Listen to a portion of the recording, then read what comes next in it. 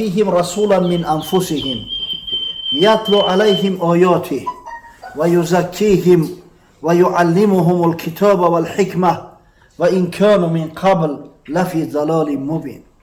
صدق الله العظیم. الله ذوالجلال میگه بیشک الله بزرگ مینت گذاشته است در جان مسلمانان، یا نعمت بزرگی را هدیه کرده است از برای بندگان مؤمنش در شخصیت محمد صلی الله علیه و سلم. وقتی این حضرت برای ایشان پیغمبر تعیین کرده است، پیامبری که تعلیم شد داد چیزایی را که نمیدونستند، هدایت چون کرد، از گمراهی نجات چون داد و انشالله فردا روز قیامت هم امت حضرت صلی الله علیه و سلم سرشمارترین امت هاست. هیچ جای شک شبهه نیست. سبحان الله.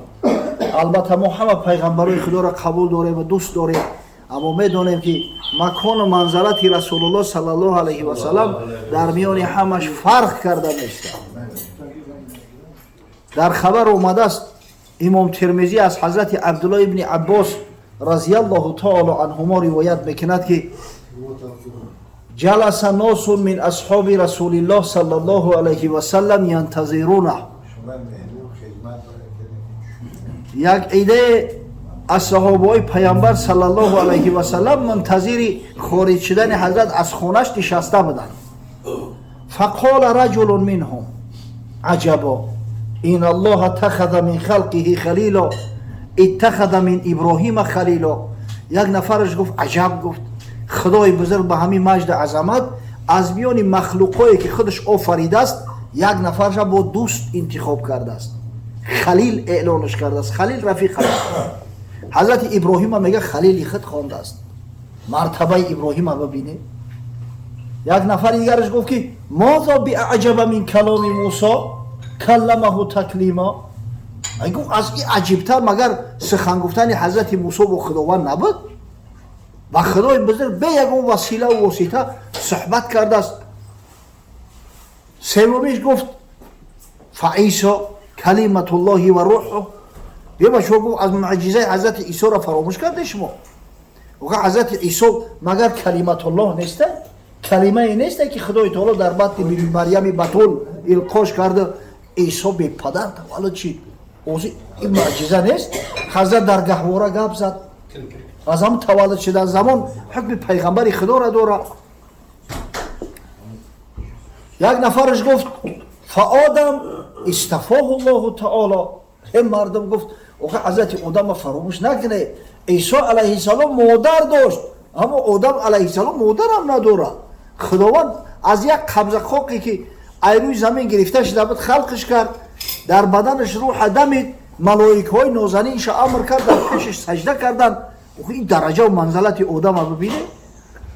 همین وقت میگه حضرت صلی الله علیه و سلم خارج شد و حضرت به صحابه سلام داد. فسلم علیهم.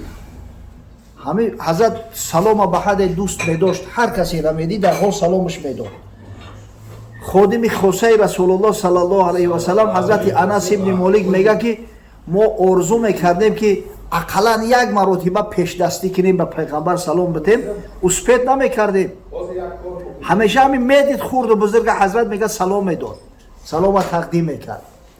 میگه سلام داد به اصحاب بزرگوار، گفت لقد سمعت کلامکم و عجبکم. بیشک شنیدم هم سخنتونه هم تعجبتونه. این ابراهیم خلیل الله و هو کذالک. بله گفت حضرت ابراهیم خلیل الله های، این جای شک شبهه نداره. کسی خلیل بدن حضرت ابراهیم انکار کنه کافر میشود. و موسی نجی الله و هو کذالک. بله حضرت موسی علیه السلام نجی الله است، کریم الله است، با خداوند در کوه طور چندین مراتب گپ زده صحبت کرده است. این جای شک نداره. و عیسی کلمت الله و روحه و هو کذالک. بله حضرت عیسی علیه السلام کلمت الله است. حضرت عیسی علیه السلام روحی هست که خداوند آفریده استش. هیچ جای شک نداره. آیت قرآن است. و آدم استفاه الله تعالی و هو کذالک. بله آدم علیه السلام خدای تعالی عربی مرتبه و منزلت ها را داده استش، در زمین خلیفهش تعیین کرده است، تمام مخلوقات ها ببینی همه با خدمت انسان ها میکنن قبل از همه آدم علیه السلام. این جای شبهه نداره. الا و انا حبیب الله ولا فخر. گفت فراموش نکنه، آگاه باشه من حبیب الله هستم، اما من به این فخر فروشی نمیکنم، تکبر نمیکنم. حبیب کسی را میگن که در دادن جان براش مضایقت نمیکنی. دوست بسیار ای میگه در بین دوستو هم حبیب شده نمیتونن. و انا حامل لوای الحمد یوم القیامت ولا فخر. فردا روز قیامت حامل لوای حمد، شخصی که پرچم انم حمد در دست شی من هستم. خداوند هم بیرق در دستی من میته، پرچم بردار فردا روز قیامت در میان بندهای الله من هستم، اما ما به این فخر فروشی نمیکنم، تکبر نمیکنم. و انا اول من یحرک حلق الجنه فیفتح الله لی و معی فقراء امتی ولو فخر. حضرت گفت فردا روز قیامت اول شخصی که در جنت هم میکوبه من هستم، همراه میگن همی امتام هستن، فقرای امت. خداوند برای من و برای امتام در جنت باز میکنه، اما من به این تفاخر و تکبر ندارم، فخر فروشی نمیکنم. و انا اول شافع و اول مشفع یوم القیامت ولا فخر. و فراموش نکنه فردا روز قیامت اول شخصی که طلب شفاعت میکنه من هستم، اول شخصی که شفاعتش از جانب الله پذیرفته میشوه من هستم، اما من به این فخر فروشی و تکبر نمیکنم. و انا اکرم الاولین والآخرین ولا فخر. من اکرم مکرم ترین بنده خدا هستم از همون ابتدا تا انتها را، اما من میگم به این فخر فروشی نمیکنم. حضرت مولوی میگه گر نبودی میل امیدی ثمر کی نشاندی باغبان بخی شجر. اگر همین میل امیدی میوه نمیشید باغبان جان شغم داده درخت نمیشنون. پس به معنا آن شجر از میوه زاد، گر به صورت از شجر بودش میلاد. برای همین اگر چنده که میوه از درخت میشوه، اما اگر معنا منطقا بگیری درخت فرزندی میوه های، زیرا که درخت به خاطر همین میوهش موندگی هست. مصطفی زان گفت کادم و انبیا خلف من باشند در زیر لوا، بهر آن فرموده است آن زفنان رمزی نحن الاخرون سابقون. حضرت صلی الله علیه و سلم به همین خاطر گفت که ما فردا روز قیامت اگر چنده از نظر تاریخ آخرون هم باشیم از همه سابق هستیم. حضرت میگه گر به صورت من زی آدم زاده ام، من به معنا جدی جد افتاده ام. اگر چنده از روی ظاهر بگیریم من فرزند آدم حوا هم میگه، اما اگر معنا نگاه کنی از روی منطق من بابا کلانشو میشم. کس برای من بدش سجده ملک، از پای من رفت بر هفتم فلک. اون ملائکه به خاطر من سجدش کردن. همون مرتبه و منزلت آدم علیه السلام یا به شرافت من یافتگی. در سنن امام ترمذی اومده است از حضرت سوال کردن که یا رسول الله متى وجبت لك النبوه، ای حبیب خدا همین پیغمبری از کی باز بر تو واجب شده است؟ حضرت گفت و آدم و بین الروح و الجسد. ایام زمانایی که آدم علیه السلام حالی بین روح و جسد قرار داشت. حالی پیغمبر چی؟ خدای تعالی روح در بدنش دمیدگی نبود. اینا ببین کس برای من بدش سجده ملک، از پای من رفت بر هفتم فلک. پس من زایی در معنا شجر، پس من زایی در معنا پدر، پس میوه زاد در معنا شجر. اما ما مسلمان ها میسازه که افتخار کنیم، مورد افتخار هم است. خدا را شکر میکنیم، افتخار میکنیم که پروردگار بزرگ امتهای حبیبش محمد صلی الله علیه و سلم ما را قرار داده است، پیغمبری که فردا روز قیامت طلب شفاعت ما را میکنه. واقعا اطراف همین شفاعت حضرت همین قدر افسانه میگن من حیران میشم به بعضی همین واعظا و به بعضی همین گوینده ها که چی لازم است این قدر واهمه و این قدر دروغ و به پیغمبر خدا صلی الله علیه و سلم دروغ نسبت دادن، در صورتی که در احادیث صحیحه اومده است روایت شفاعت حضرت، روایت امتی گفتنش چی لازم است به همین دروغ بسیار؟ حدیث متفقا علیه است.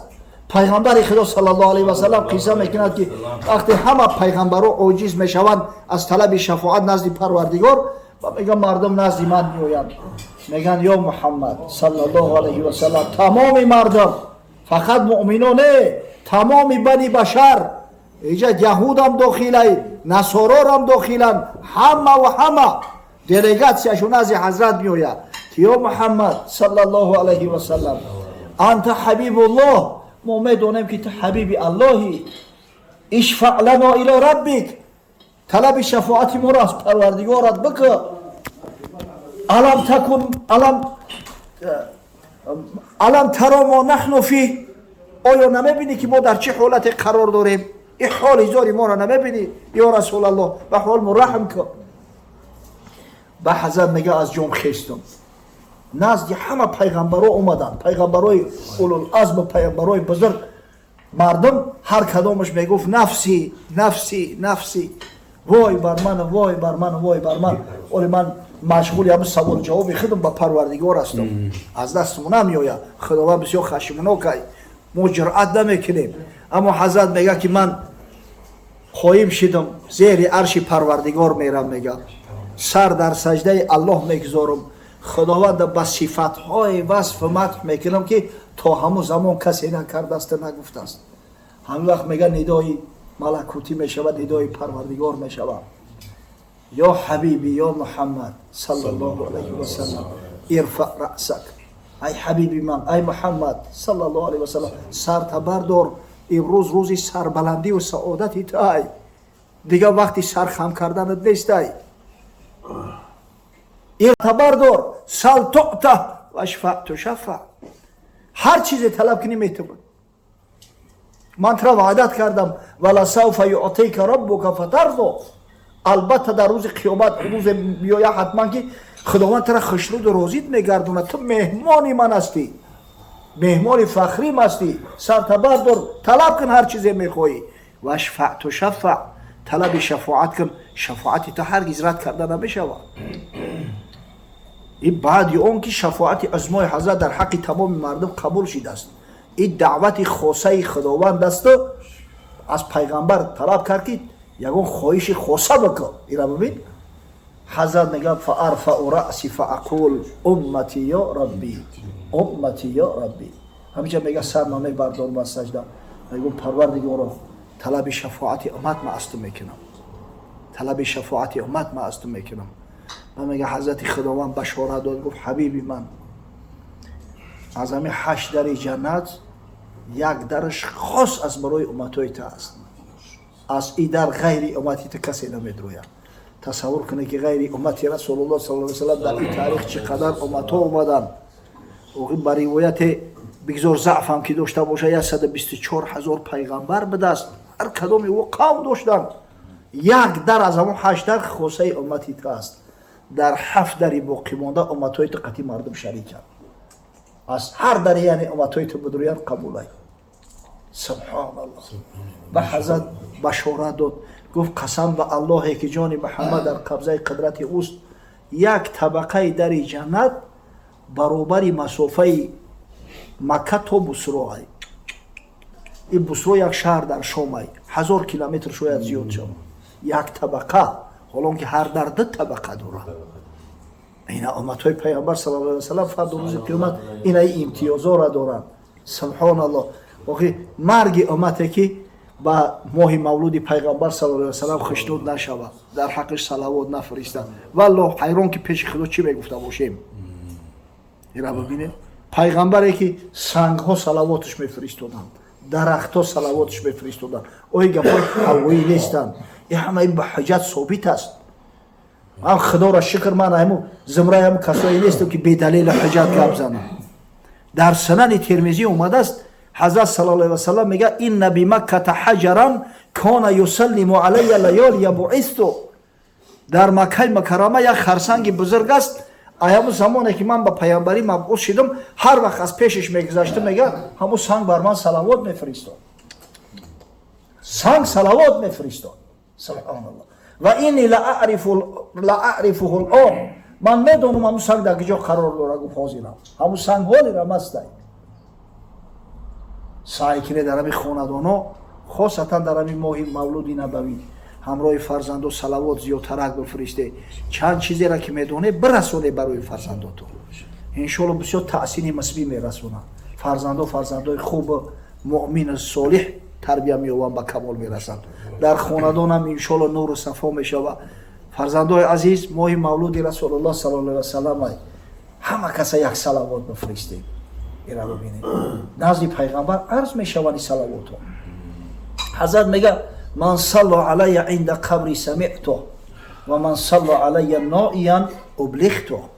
کسی در پیش قبرم بر من صلوات بفرسته من میشنومش. میگه اما این حجای محترم ما الحمدلله میروند دعا و درود میفرستند.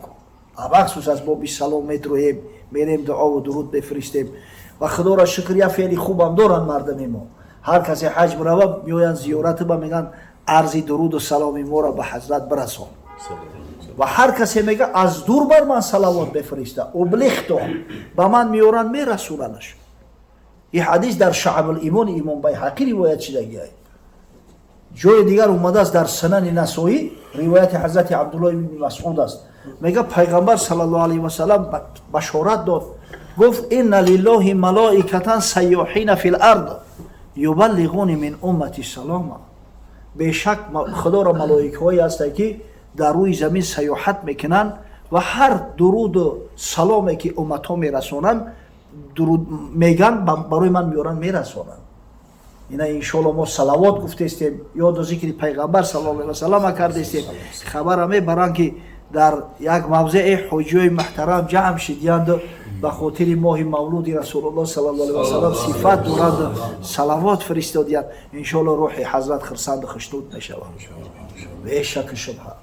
پروردگار بزرگ ماه ولادت با سعادت جناب سرور عالم صلی الله علیه و سلم برای یک و یکی ما، برای خانواده‌مان، برای تمام مسلمانای دنیا مبارک بگردونه و خداوند غیرت همت ما بده که سعی کنیم که سنت‌های پیامبر را رعایت کنیم، اجرا کنیم، تاج سرمان بگذاریم.